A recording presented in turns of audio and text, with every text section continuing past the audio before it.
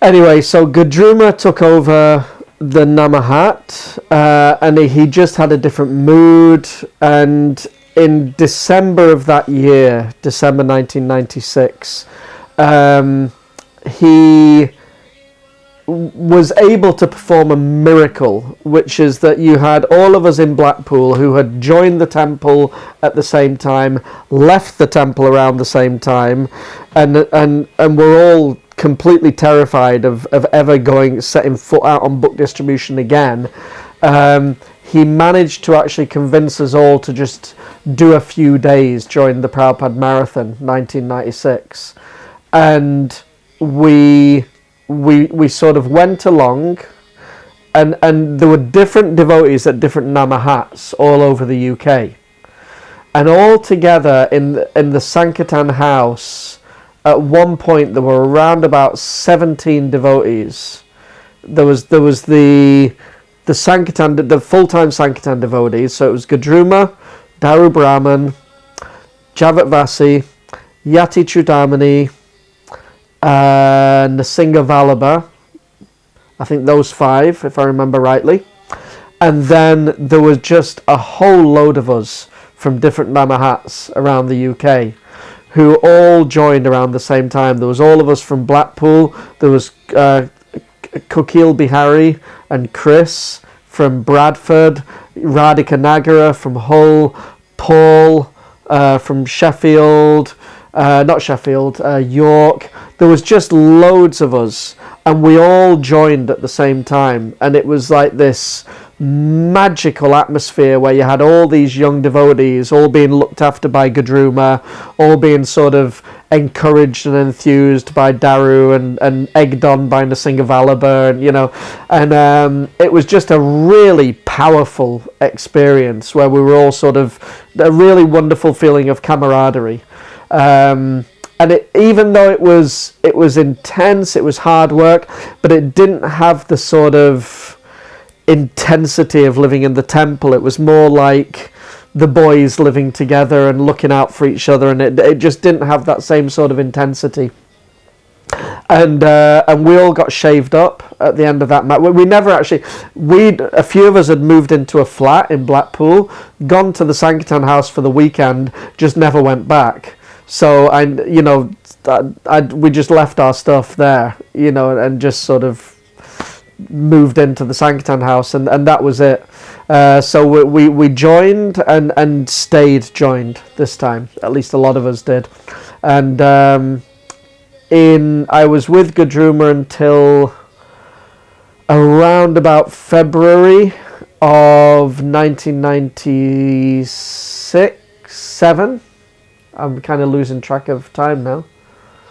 95, 96, 97, around about February of 1997. And then I went on Every Town and Village with Prabhupada Prana. So that was living in a motorhome. There was Prabhupada Prana, Prema Harinam, Mark and myself living in a motorhome for around about 4 or 5 months. We were just going all around Scotland, door to door, Harinam, begging boga. That was a really wonderful experience. Prabhupada Prana was a really, really good Bhakta leader. That he was really good at being a Bhakta leader, just looking after a small group of young devotees. He was good at just sort of, he would teach us how to put on a dhoti, how to wear tilak, how to keep things clean. He was big on cleanliness. He showed us how to chop vegetables. We weren't cooking, but we were helping him cooking. So he was really, really good as a Bhakta leader, like teaching young devotees the basics of Krishna consciousness. And I've got a lot of really, really fond memories of Prabhupada Prana sort of training me in the basics of Krishna consciousness. So very, very grateful for that. And then we went back to the temple.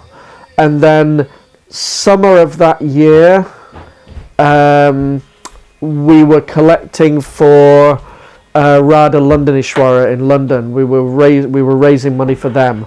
So I'm sort of going into detail because this whole year was like my sort of foundational year in Krishna consciousness, living in a Sankirtan house, going out on every town and village, travelling Sankirtan, doing fundraising for Radha London Ishwara, and then gradually my Sankirtan was sort of getting better and better, and I was sort of able to collect more, distribute more books, engage more people somehow or other by Krishna's grace, and then I was sent back on travelling Sankirtan, and then that was the beginning of basically from end of 97, or so around about autumn of 1997 until autumn of 2005. It was just full-on, full-time book distribution. Just non-stop. 13 days out of every 14, if we were lucky. Marathons were quite often from November until February. It was very intense, very hard work, very fruitful. Especially from the end of the 90s, that was the point that we were sort of really building up what we have here now at Karuna Bhavan. So the houses that we have in the village, which sort of financially maintain the temple, and the temple properties itself, because when I first came, it was just what you see now as Karuna Bhavan, the offices and the old Brahmachari ashram. But from the end of the 90s, we were collecting for buying Gauranga ashram, Radha ashram, Jagannath ashram, that whole property, and the team I was on, the travelling Sankirtan team and Prabhupada Charan's team, those were the two that were sort of the main fundraising team that was really sort of, so that was basically, you know, a big part of my life was sort of being part of that team that was building what we now know as being the sort of infrastructure of Karuna Bhavan and the main sort of Scottish headquarters. So if I've done nothing else in this life, at least I've tried to help in some small way to kind of, you know, help build what we have here now. And then 2005, I got married in 2000, but we carried on living as sort of brahmachari and brahmacharini. That's a whole other story which I'm not going to get into here. It wasn't the best situation, but it was what it was. And 2005, my wife and I moved out. We got a flat in the village. And I carried on working for the temple, doing book distribution. Prabhupada Vani Prabhu made a really nice arrangement for us that we could continue doing book distribution and deity worship, and that the temple would sort of look after our basic needs. So that was good. So I was doing book distribution, started to learn deity worship,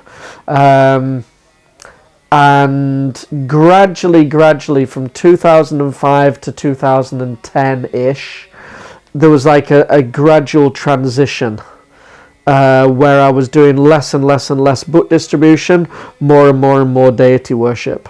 And then around about 2010, I just ended up fully engaged in worshipping the deities, doing the puja for Tulsinath, our main Pradhan, Shalagram Shila, Giriraj, dressing Gaura Nitai, looking after the thousands of Shalagrams that we have here in Scotland. Excuse me. Learning to cooking for festivals, cooking for hundreds of people, which I loved to do. On festival days for many years, I was cooking big subjis for 150 people. That was a favourite service of mine. I loved being in the kitchen doing like big cooking, and that was pretty much me for the next sort of 10-12 years, was just fully immersed in deity worship. And somewhere in amongst all of that, we also had 3 children, 3 boys, who we decided to try homeschooling. So mainly my wife, she looked after the boys, sort of homeschooling them while I was doing all of my service at the temple. But around about 2016, my health took a turn for the worst, because it had been a very high intensity, high pressure situation at that point for the last 20 years. It had just been 20 years of non-stop high pressure service. And eventually in 2016, I had a bit of a breakdown. I just couldn't really cope anymore. I had to take a break. And then after that, I resumed my service, but we sort of, I think that was the point at which we realized, even though it took a few more years to materialize, but that was the point at which we sort of started to edge out of the full-time situation that I had been in. And then in 2000 COVID actually probably solidified it. We went through some experiences in COVID that made us realize that it was time to take a little bit of a step back from full-time temple life. And then in 2022, we finally sort of stepped out of that picture altogether and became self-employed, sort of teaching online and editing, translating, these kind of things. But during COVID, I began to maintain some online sanghas for the sake of people who couldn't visit the temple. And that became a really important part of my life, just cultivating online community, reading, discussing, sharing, reflecting, and just supporting and encouraging devotees in whatever little way that I could. So that became a really, really important part of my life, which to this day is still right now a big part of my life, is just having like this little online community who I can just help in whatever small way that I can. So I still do that. We have Nectar of Instruction Sangha every Sunday, Srimad-Bhagavatam every Tuesday, and now we're starting to think, well, how can we develop things online? Maybe even develop a sort of online school of Bhakti Yoga, teaching courses, developing YouTube. I think that one of the things that a lot of devotees miss out on is, because not everyone has the experience of living in an ashram, they don't necessarily get the sort of training that comes with brahmachari life. And even though sometimes brahmachari life can be intense, it can even be fanatical at times, but there is a certain training that comes with it. Learning about cleanliness, learning about rising early, regulation, strictness, cooking for Krishna, just all these things that you learn as a brahmachari, which you're taught, you're trained, someone's there that sort of takes you through it. Someone comes and looks at the room after you've cleaned it and says, no, you missed this part, you missed this part. And I'd like to sort of do some sort of an online thing of developing videos to sort of share with people the practical aspects of Krishna consciousness. You know, how can we turn our home into a temple? Because one of the realizations that I had, and this sort of dates back to being on the Every Town and Village program, is that as a brahmachari, for me, every town and village, so we know that Lord Chaitanya said, in every town and village all around the world, my name will be chanted. And as a brahmachari, as a group of brahmacharis, we had this idea that every town and village means that in every town and village there's going to be a temple, and everyone's going to become a monk, and everyone's going to move into the temple. And that's what it means to be a devotee, is you move into the temple, you shave your head, you put on a dhoti, you become a monk, and that's what every town and village is going to look like. But that's not the case. Every town and village means that in every town and village all around the world there will be devotees, and their home will be their temple, their home will be their ashram. And that's what we want to try to encourage, is for people to turn their homes into ashrams and temples. But how can we help them do that? Is there any way that we can sort of share any knowledge that we have about cleanliness, about worshipping deities, about cooking for Krishna, about reading and discussing Srimad-Bhagavatam with your family and friends? You know, how to sort of encourage that and sort of share ways in which you can do that, so that your homes can become dynamic centers of Krishna consciousness.